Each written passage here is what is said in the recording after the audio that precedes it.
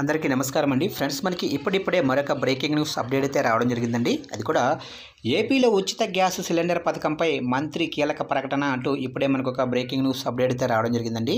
అయితే ఇందుకు సంబంధించిన పూర్తి వివరాలు అయితే మన వీడియోలో తెలుసుకుందామండి. అంటే ఏపీలో కొత్తగా ఏర్పాటైన రాష్ట్ర ప్రభుత్వం ఏదైతే మహిళలకు 3 గ్యాస్ సిలిండర్లు అయితే ఫ్రీగా ఇస్తామని చెప్పింది. అయితే దానికి సంబంధించిన కీలక ప్రకటన అయితే విడుదల చేసింది. అయితే రాష్ట్ర ప్రభుత్వం ఏం చెప్తుంది ఏంటనేది మనం క్లారిటీగా తెలుసుకుందామండి.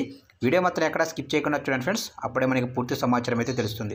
ఇక లేట్ చేయకుండా వివరాల్లోకి వెళ్ళిపోదాము. ఇక ఏపీ అసెంబ్లీ సమావేశాలు 3వ రోజు బుధవారం ఉదయం అంటే ఈరోజు 9 గంటలకు ప్రారంభమయ్యాయి. ముందుగా ప్రశ్నోత్తర కార్యక్రమం ప్రారంభమైంది. 10 గంటలకు ప్రశ్నోత్తరాలు కొనసాగుతాయి. అనంతరం ల్యాండ్ టైటిల్ చట్టం రద్దు బిల్లును సభలో చర్చించి ఆమోదం తెలపనుంది. ఇక కూటమి ప్రభుత్వం ఏర్పడిన తర్వాత ఈ అసెంబ్లీ సమావేశాలు కొనసాగుతున్నాయి. ఈ నేపథ్యంలో ఉచిత గ్యాస్ సిలిండర్ పథకంపై మంత్రి నాదెండ్ల మనోహర్ అసెంబ్లీలో కీలక ప్రకటన చేశారు. ఎన్నికల సమయంలో ఇచ్చిన హామీలను నెరవేర్చేందుకు తమ ప్రభుత్వం కట్టుబడి ఉందని, ఈ ఉచిత గ్యాస్ సిలిండర్ పథకంపై త్వరలో నిర్ణయం తీసుకుంటామని అసెంబ్లీలో ప్రకటించారు. ఎన్నికల సమయంలో ఇచ్చిన హామీలకు కట్టుబడి ఉన్నామని ఆయన అసెంబ్లీలో స్పష్టం చేశారు. ఇదిలా ఉండగా ఎన్టీఆర్ హెల్త్ యూనివర్సిటీ పేరు తొలగించి వైఎస్ఆర్ పేరు పెడుతూ గత వైసీపీ ప్రభుత్వం తీసుకొచ్చిన చట్ట సవరణ రద్దు బిల్లుపై అసెంబ్లీలో చర్చించి ఆమోదం తెలపనుంది.